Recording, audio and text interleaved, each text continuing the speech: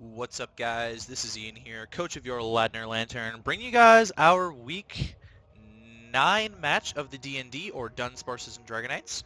This week we are taking on Devin and the Detroit Decidueyes for the second time. Devin is a divisional opponent of ours, and so a divisional win is always a great win. The first time around we managed to beat all of our divisional opponents, and I'm hoping to do that the second time around as well.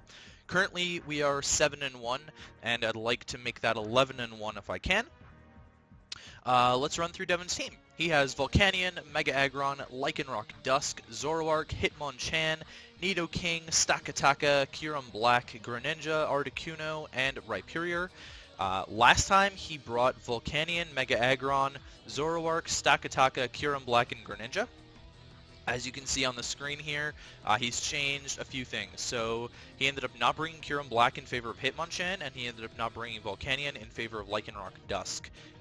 Both of these scenarios actually helped my team greatly, especially the one that I brought. I brought a very similar team for the most part, but the team that he brought looks like Chandelure can do a lot of work if it needs to, so that's exciting.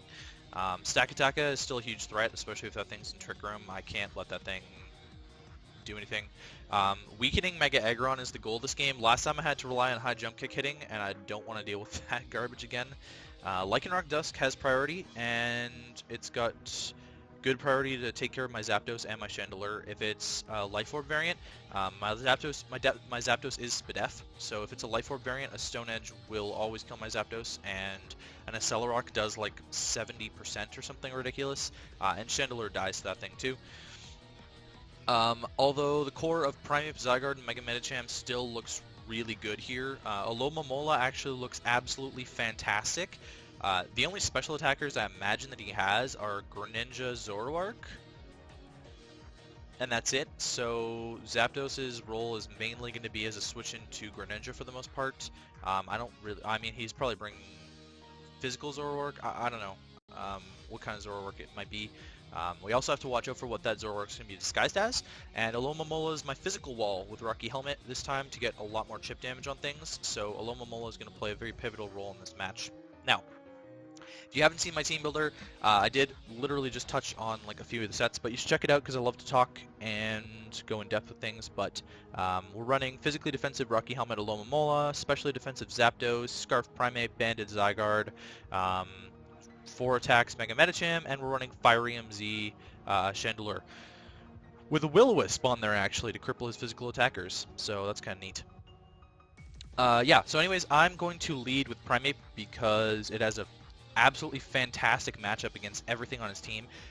If he leads anything except for Hitmonchan and Mega Aggron, I'm just clicking Close Combat, to be honest. So yeah, let's see what he wants to do. He's going to lead with Greninja, and I'm going to lead with Primeape. I'm Scarfed, and in our last matchup, we had the same matchup, not necessarily right at the beginning, but at a certain point in the game, I clicked Close Combat and his Greninja died. So I'm going to do it again. I'm going to click Close Combat here, and it dies. We do actually see that there's a Zoroark, so that's a little bit worse for us, because Greninja is more of a threat to my team. It's faster than Zygarde, it's faster than Mega Medicham, it's faster than Chandelure, and it can handle all of those. So now he's going to bring in the real Greninja, which I assume is going to Water Shuriken me. I actually probably could have clicked Close Combat here. I just wasn't sure if he was Scarfed as well, because if he was Scarfed, then that was really bad for me. But if he wants to Water Shuriken me, it actually won't kill me unless he gets 5 hits, even at -1.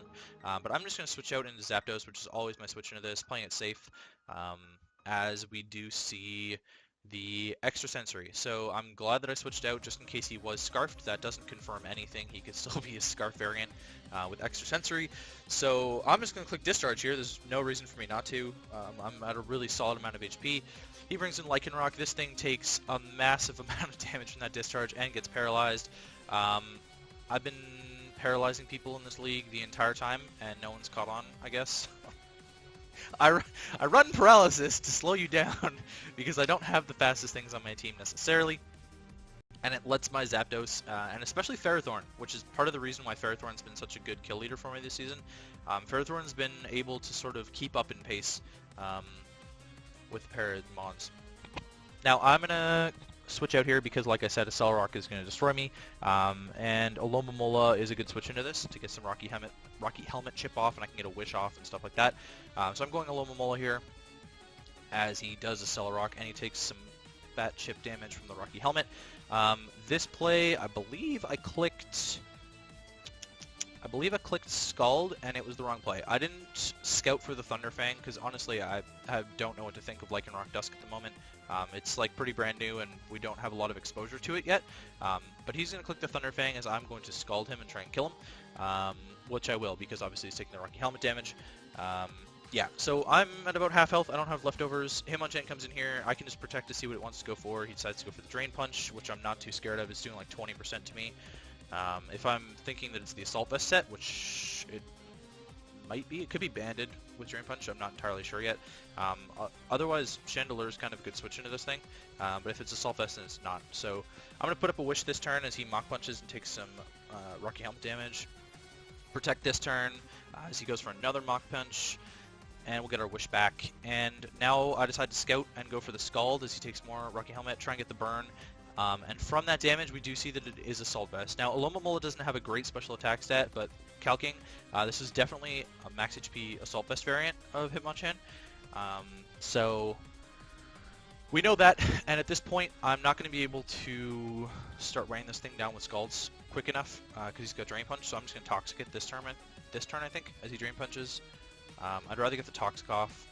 Yeah, I'd rather Toxic this thing and just wear it down faster than Scald would. So I'm going to put up a Wish. It's pretty much Wish stalling until this thing dies to Toxic damage. Excuse me. Yeah, like that's my play. Alomomola hard walls this thing, like completely. It also hard walls the Stakataka, so it's really important to keep Alomomola around.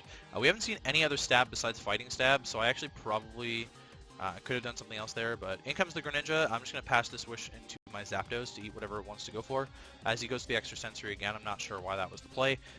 Potentially a Water, well, I don't know what you would have gone for there, but Alomomola, like, Extra Sensory probably wouldn't have even killed me from the range I was out with Alomomola. Now I can click Discharge again. Like, there's no reason for me not to just click Discharge as he switches into Stakataka. By all means, I still think this Greninja is Scarfed. There's no reason for me to not think that it's Scarfed. He hasn't shown a boosting item based off of that damage. And he switched out after using Extra Sensory twice now. So I think it's Scarfed. That's kind of the assumption that I'm going by, which is actually really bad for my team, except Zapdos can tank it really well. Stakataka comes in here, takes the Discharge, and gets paralyzed, which in reality maybe hurts me a little bit more because now its Gyro Ball is a tiny bit better. It is base 13 speed, so I don't know what you'd expect. But a Stone Edge is going to absolutely decimate me here, so I'm going to Alomomola as he hits it and gets the crit. That is a good sign that the crit Stone Edge is only doing 45% to me. He is an attack boosting nature max attack, which is perfectly fine, but Alomomola tanks these hits so well. Yeah. So this turn, I believe I go for the Wish. Yep. On the Gyro Ball, he's taking Rocky Helmet damage now. Stakataka has no recovery, and he has no recovery left on his team. His only recovery was Drain Punch and Hitmonchan, I think.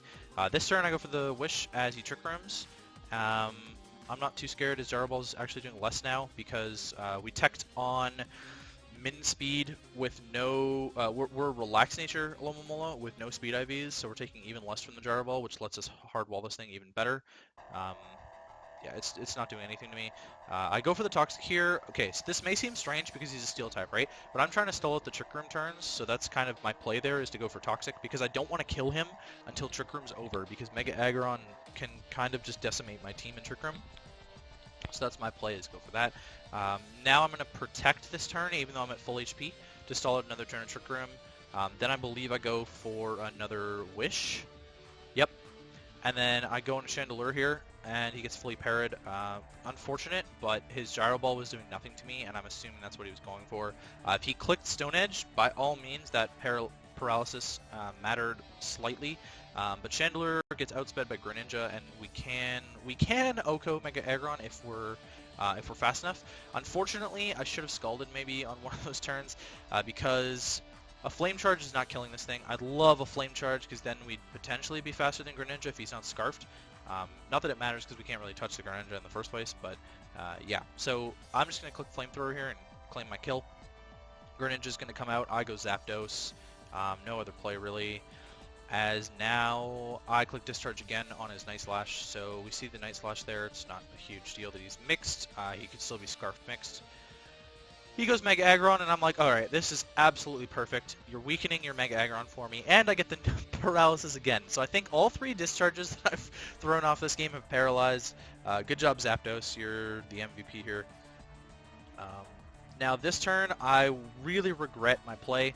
I should have gone for the 6-0 here, but, and I did. I canceled my move at the last second, but I didn't have enough time to actually click the cancel button and go into something else to tank this avalanche.